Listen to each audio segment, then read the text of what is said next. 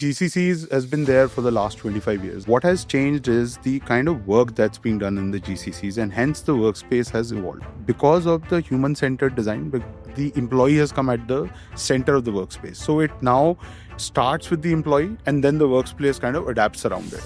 Companies are still struggling, or GCCs are struggling to get people back to work. There is hybrid. So why should companies even invest so much in their infrastructure, and why is it even important? Because the employee's question is, if I'm going to travel 3 hours every day, then it better be worth my while, because otherwise I can just do it from home. You can't take a Silicon Valley and you try to build it in Bangalore, right? I mean, the reality is people working in Silicon Valley work differently than what people work in Bangalore. One of the biggest myths is that the work only happens inside the office. It doesn't happen at the desk. It happens everywhere else. AI, in my view, in some ways is a bit getting overrated, right? I mean, today, AI is a sentence finisher. AI is a chief of staff, right? I mean, AI doesn't think.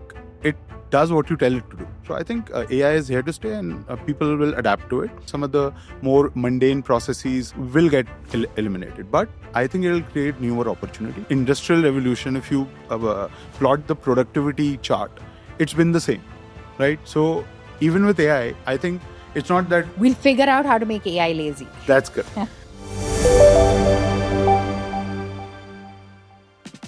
Welcome to GCCs Unfiltered, where we look past the buzzwords and uncover the real stories of global capability centers. The tough choices, the trade-offs, and the leadership that makes them matter. I'm Nitika Goel, Managing Partner and CMO at Zinnov, and today I am speaking with Amit Ramani, Founder, Chairman, and Managing Director of Office Space Solutions Limited.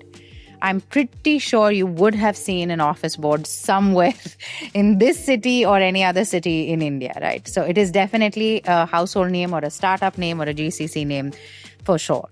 With over 20 plus years in real estate and workplace solutions, Amit has built more than just workspaces. He has built platforms for people, for innovation, and even for change. In this episode, we'll dive into what it takes to build something from the grounds up, how design, operations, and cultures intersect, and how you can lead an organization that thrives in change. But more importantly, as we talk about the hype cycle of GCCs, co-working spaces like Office become a very key player, and getting his perspective on, is it myth? Is it reality? Are they enablements? Are they accelerators? And I think those are very interesting conversations that are going to come into play. Amit, it's great having you at this episode of GCC's Unfiltered. Welcome. Really excited. So for our audience, it'd be great if you could just give us a short investor summary version of what Office does and what your USP is. Sure. So, Nitika, I think when we started the business, we were solving for three things. We were solving for flexibility, so people should have the opportunity to take one desk or 100 for a day or 5 years, their choice. Second was accessibility, right? Because I think one of the pain points that is there across all metros today is traffic, right? And commute times. And we wanted to make sure that we had an office center within a 15-20 minute driving radius in all of the 7 metros. Glad to report that in 5 of the major cities, including Delhi, Mumbai, Bangalore, Hyderabad, and Pune, we already achieved that. And then thirdly was ease of use, right? We were just talking earlier about how difficult it is to renovate even a house. So to build an office becomes a very, very big pain point. So I think how people can just be able to book something on the floor, easily be able to move into a space which is fully managed. So I think these are the three things kind of we were solving for. Today, the USP of Office today is around the network. We have 250 odd locations across 19 cities. Second, I would say, is the customer service that we deliver, or the experience that we deliver in our centers. One of the highest NPS scores in the country, 70 plus percentage points. Third, I would say, is essentially the level of client base that we have. We have over 3,500 client companies that we service. And then finally, I would say it's, about the level of services that we are able to provide in our centers. So it's just not a workspace. We do a whole level of experiences, engagement, and also experiences beyond the workspace. So I think those, I would say, are the USPs for Office. But the biggest one would be the network. That's fantastic. So we're talking about GCCs, right? And I think we've had the privilege of working together and setting up and scaling many of the GCCs together. But I know you've been doing this for a long, long while. What have you seen change ever since Office started in terms of the setups and scale outs of GCCs? So I think GCCs has been there for the last 25 years. In fact, when I came to India in 2001, we had brought Bank of America Continuum Solutions. They were setting up their GCC. I think what has changed is the kind of work that's being done in the GCCs, and hence the workspace has evolved, right? So when early days this was being set up, it was about cost efficiency, it was about operational efficiency, it was about cost control, and not so much about the kind of workplace that was being created. And essentially, the processes were all back office, etc. The kind of teams that were being hired were entry-level staff and so on and so forth. What is now, if you fast forward to today, GCCs are basically doing three kinds of things. They are doing the back office, they are doing knowledge process, kind of outsourcing, and they're doing real work, front-end work that they could be doing anywhere in the world, right? So the evolution of all of three has evolved. The first one, which is the BPO, I think has evolved in terms of being much more human-centric. So the processes might be similar, but there's a lot more focus on ensuring that the people working in it are taken care of, right?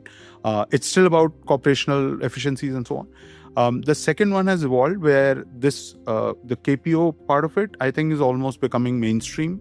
There's a thin line between the two today. And the mainstream one, there's a focus to recreate spaces that are existing, let's say, in the US or in the global markets in India. So there is an equality that's being created. So one of the first things that we hear from GCCs is it has to look like my office in Silicon Valley, right? And which, again, there are positives and pros and cons to that, but that is the equality that's being brought today. And as I said, a lot more focus on human-centric design, wellness of the people, ensuring that people have a choice of how and when they work. Technology has got integrated, and as a result, a lot more hybrid solutioning is happening. There is also a focus on ensuring that there is clear demarcation of me, we, and us spaces, and some of that evolution has happened post-COVID, and that's also reflecting in what GCCs are doing. So I'm going to come back to that point, right? You're talking about the evolution post-COVID. Some of it obviously has enabled, like you said, technology to come into play. You said more human-centric design. But on the flip side, you have post-COVID, companies are still struggling, or GCCs are struggling to get people back to work. There is hybrid. So why should companies even invest so much in their infrastructure, and why is it even important?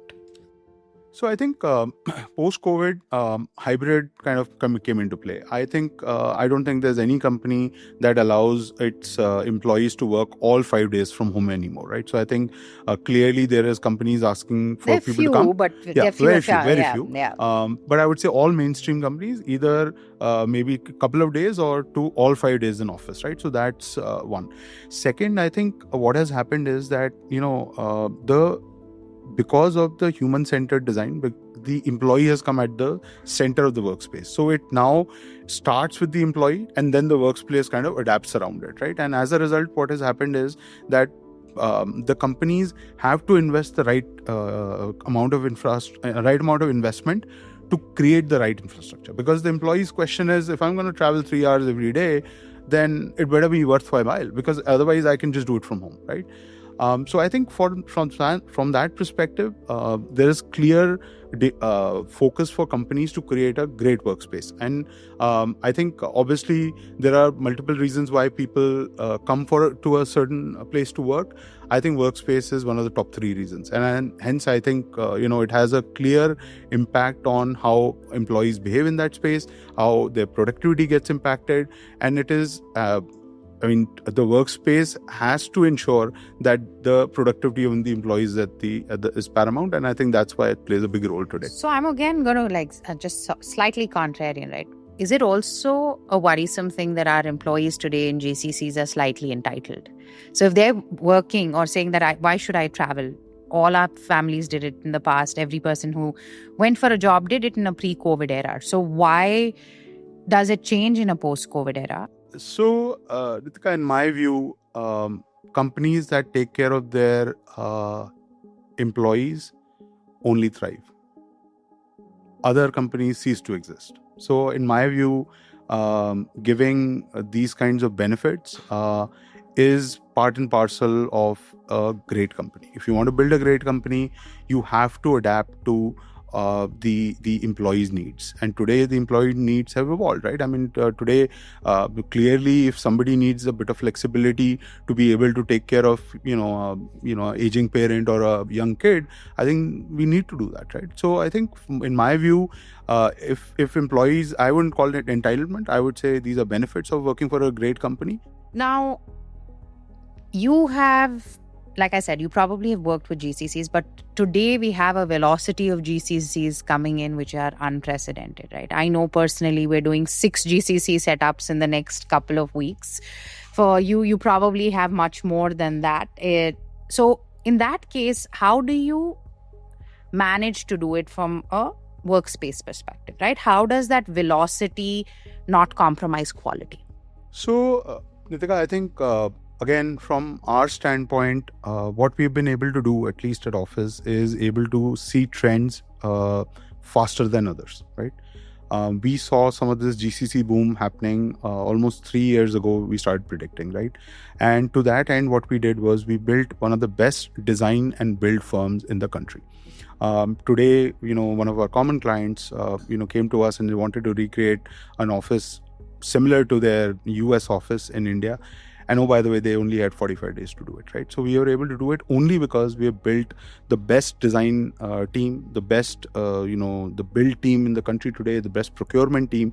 And from that real estate standpoint, we now control the end to end, right? So from acquiring the property to the design to actual build out, all of it is done in-house. And when you do it in-house, you are able to deliver at a pace which is unprecedented, right? Second is technology. We use technological tools. Today, obviously, AI is an extension of a design tool. It doesn't do its own thinking. So obviously the designer does majority of that. But we have integrated that into our platform so that we can deliver high quality design as fast as possible. Every client does multiple rounds of iterations before they finalize a certain layout and a 3D visual. It's our job to be able to do that faster. So I think that's the second thing we've done. And then the third piece is we have some of the best teams that essentially transition the client, right? So today the client is not about just the real estate itself. We transition by giving them a operational seamless experience. So it's the complete end-to-end solutioning.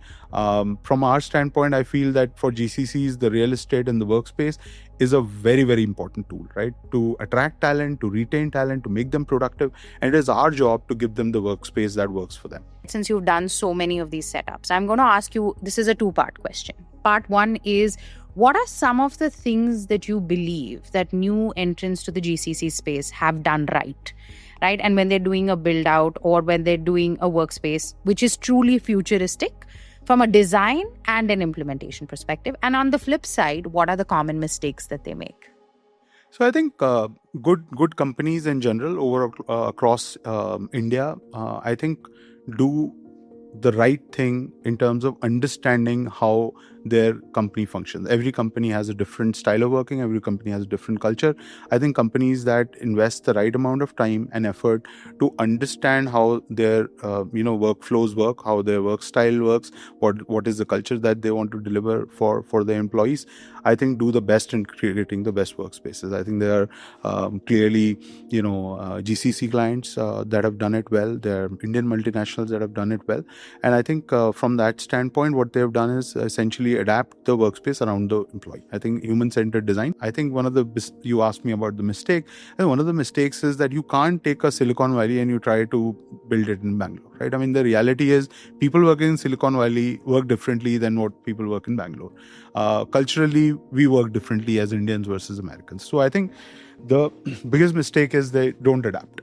So I'm also now going to ask you a question in terms of what does AI do for the workspace, not in terms of how it physically changes the workspace, but in the recent past, we've read like one major giant is supposedly laying off en masse at a scale which is fairly unprecedented, right? In those cases where organizations that are either right scaling or are getting disrupted internally because of AI, what will happen to their workspaces? So, AI, in my view, in some ways is a bit getting overrated, right? I mean, today, AI is a sentence finisher. AI is a chief of staff, right? I mean, AI doesn't think. It does what you tell it to do, right? So it's a tool just like when internet came, everybody said, well, e-commerce will rule and there'll be no shopping malls, right? And we now see how, they coexist. So I think AI is here to stay, and people will adapt to it. Will there certain jobs which will basically get eliminated? I'm sure they will be, right? Because some of the more mundane processes, some of the most straightforward things, will get eliminated. But I think it will create newer opportunities. Ultimately, if you look at the evolution of mankind, right? Since industrial revolution, if you plot the productivity chart, it's been the same, right? So even with AI, I think it's not that we'll figure out how to make AI lazy. That's correct. 2-3 different questions Sure. again, right? So you have GCCs, obviously, like you said, commute is a pain. I think that's the bane of most people's lives in India. Do you think there's a possibility in the future that a company will have like 10 different federated workspaces in each location where employees can go to those workspaces? Is that a possibility, probability? What are the pros and cons of that, according to you? It's happening today, right? So what happened post-COVID, right? Large companies would set up large campuses in core areas, right? So for example, large ITS companies would have maybe 2 key locations in a city like Bangalore, Outer Ring Road and let's say, Kormangla, right? Post-COVID, they kind of expanded the horizon. Second, what they did was they adapted to this in a even more expanded fashion, where they said, well, I will now go to where the talent exists. So tier 2 cities came mainstream, right? Essentially, if you 5 years ago, if you ask somebody, who are the companies that are sitting in Bhubaneswar, you would have probably very few companies. Today, I can tell you that all top 100 companies would have some presence in Bhubaneswar. In a city like Bhubaneswar, which did not have any. Similarly for Jaipur, similarly for Indore, similarly for Coimbatore, right? So I think this is happening today, and I think companies will have to deliver on this promise that, which is our promise technically at Awfis, which is having a office location within 15-20 minute driving radius. Companies will have to provide that as a service. So if I come back to another point, right, we also on the flip side of what you enable is speed, acceleration, yet customization. So it's like creating a bespoke suit, but in record time, right? I think if I have to draw that analogy. But I hear a lot on social media that's saying this is like a 90-day hoax. It's just trying to accelerate something. The processes wind up becoming substandard. The physical infrastructure starts becoming substandard. Like, how much can you do with quality in that period? What is your opinion on that? And is it a possibility? Or do you think we are cutting corners? Nitika, I think it depends on what you are trying to deliver, right? If you're trying to build a 7-star hotel with every perfect, minutest detail taken care of, it will take time, right? I mean, because there are certain things which need a certain sequence to happen at site. And for me, I think, at least the way we look at it, is that what is the outcome that you're looking for, right? If the outcome is a great design, if the outcome is a workplace that resonates with the organization, you will have to spend equal amount of time planning versus executing, right? So I think for us, what we at least tell our clients is, it is upon us to match your speed and efficiency by creating tools and technologies, by creating teams, by creating resource pools, by creating method statements that deliver on that 90-day period for you, but do not compromise on either quality or the final outcome, right? So I think at least as a firm, we firmly believe that it is our duty to be able to deliver on that promise. We have delivered, National Stock Exchange, which was 175,000 square feet in less than 50 days, right? So it's not a hoax. It can be done. Does every project need to be in that scenario? I don't think so. Because if every project is being done in that haste, then at some point or the other, you will end up making mistakes, right? I couldn't agree more as well. But I love the fact that you did 175,000 square feet in 50 days. I just taken 3 years for my 2,000 square foot out. So it's trauma, but yes, we'll figure that out. So a quick question that I had, like if you had to redefine the office from scratch tomorrow, what is the first thing you would throw out? I think the first thing I would throw out is, I think as organizations grow, they built mental barriers. And they build these mental barriers to kind of say no to more things than yes, right? So I'll give you a very simple example. When COVID hit, right? I mean, obviously my business was in trouble, right? If people didn't show up in office, then I had no business, right? So, and we are in the middle of COVID, revenues dropped by half, and we were in a big challenging scenario. And I went to the team and I said, we will go from 50 locations today to 100 locations. And we used to add 5 centers in a year. I said, we want to add 50 centers in a year. And people said, you've lost your marbles, right? So I think that's one thing where, the ability for people to hustle, ability for people to have an entrepreneurial mindset, I think that's something that, we need to imbibe again. I think, so I think it was, to answer your question a bit more bluntly, I didn't take out some of the bureaucracy that gets built into a large organization. What do you think an office in the next decade will look like? Yeah, so Nitika, I think, again, we are in the business of predicting the trends, right? I mean, clearly, for us, I think some of those things are important because otherwise the clients look at us to kind of give them where the future will hold. As I said, a little bit earlier and a couple of other points as well, is that I think it's all about human-centric design, right? I mean, today, if you look at it, the human being is at the center of everything. It starts from us and then it emanates outside, right? Obviously, that's how the workspace will adapt. I think with AI and some of the interventions that are happening in terms of technology overall, I think the workspace will start adapting. And I think I coined it the autonomous workspace of the future, where essentially you would be sitting in a room and the room will adapt to your work style. So if you and I need to collaborate, it will become a meeting room. If you need to do heads down work, it will become a private cabin. If you need to do a larger meeting, it will become an open workstation area. So you're saying automated cubicles, if you will. Absolutely. And and with AI, it will predict your day and give you those workspaces as you move through the space. Can it predict my mood? What if I was in a bad mood? Well, I think the mood is already predicted even today, right? I mean, if you look at social media, it kind of figures out what you were thinking, right? So I think that's already here. So, but do you think it'll happen in the workspace as well? See, so I think in terms of workspaces, there is a thin line of privacy that comes into play, right? And I think I'm a huge believer on ability for people to have their privacy, right? So if I want to filter that component where I don't want you to understand my personal mood, I think that should be my choice, right? So from that standpoint, can the workspace do it? I'm sure it can do it, but is it the right thing to do? That's another question. Yeah, very valid point actually. Let's look at an organization of Gen Zers. It's a completely new breed of employees that are coming into the workspace. Do you think our current workspaces are ready for them? Only time in the recent past that there are 4-5 different generations that coexist in a workspace, right? I think great workspaces are that adapt for all type of generational types, right? I don't think a workspace, and that's why I'm saying if it's around choice, if it's adaptability around you, then I will define my own workspace, right? If I like to work on a sit-stand desk, it should be available. If I like to work in a collaborative zone or in the cafe or in a meeting room, these spaces should be available today.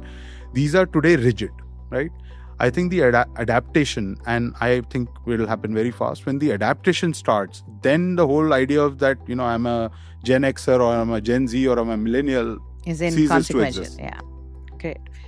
I think that's a great point. I'm going to now do what we call the rapid fire round. I'm pretty sure you've seen Karan Johar's show. Yeah. Yes.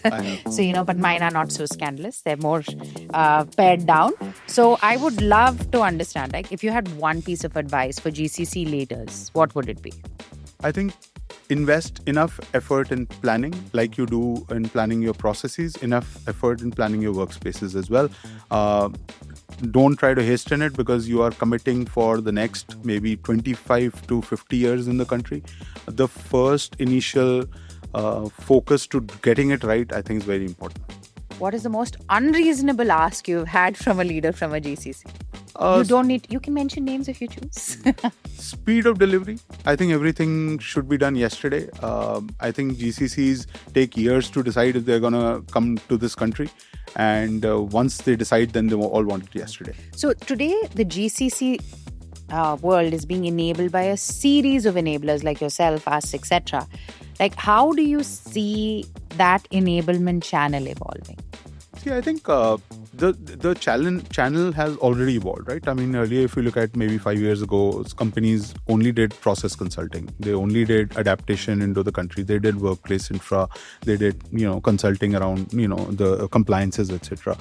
Today, I think it's all becoming a single platform. And I think that's because GCCs, and especially the mid-tier ones that are coming the first time GCCs, obviously have a fear factor, right? I mean, in terms of ease of doing business, we are still, we've improved, but we are not in the top 50, right? So reality is that GCCs are making a big investment and they want somebody who can handhold them.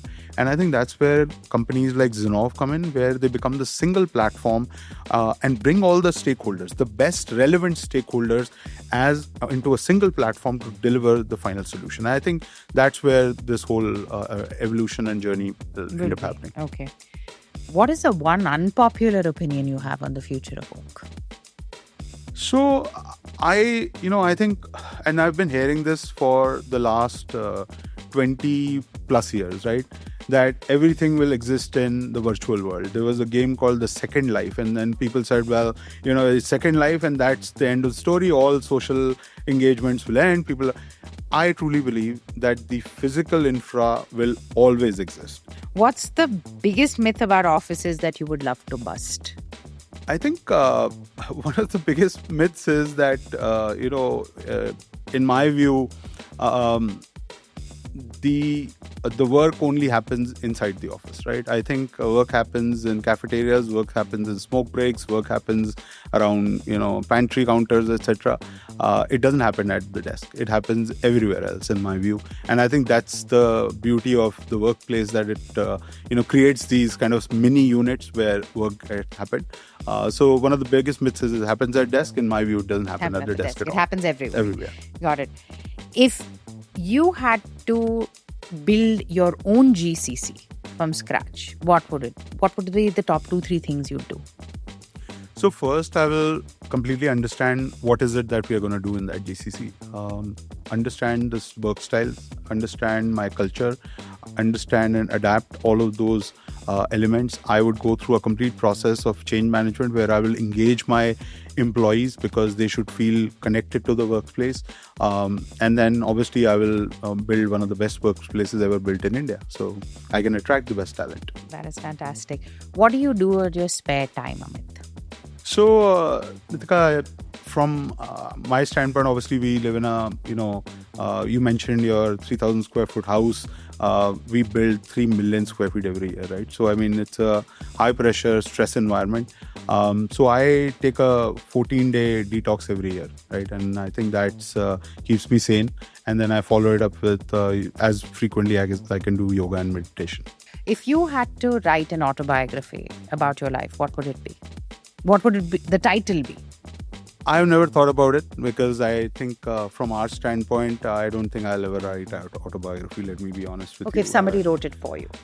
I think it would be something around, real estate, because I think we understand real estate as a service, right? I mean, and I think probably that's what probably it'll end up being called, right? I mean, something around the real estate as a service.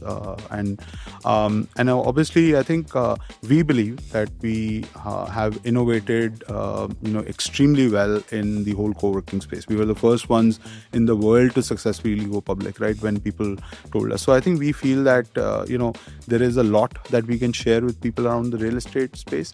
And I think we can set the tone for the future. So I think it will be something around that.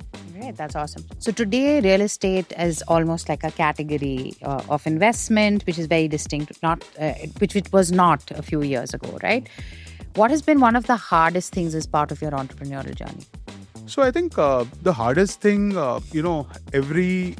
think we picked up a space which is very complicated, right? I mean, as I tell my teams, I mean, our strategy focus is only 5%. 95% is execution, right? If you can execute well, and a country like India, which is so complicated, right?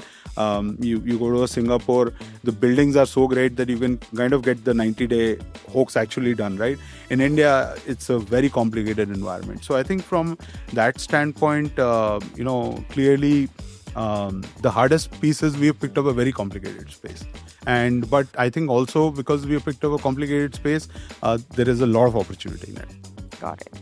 And you are one of those companies that have obviously gone public, not an easy thing to do. Any learnings for that, or any advice for other folks that are looking to truly capture and understand and become, top of their line in their own sphere?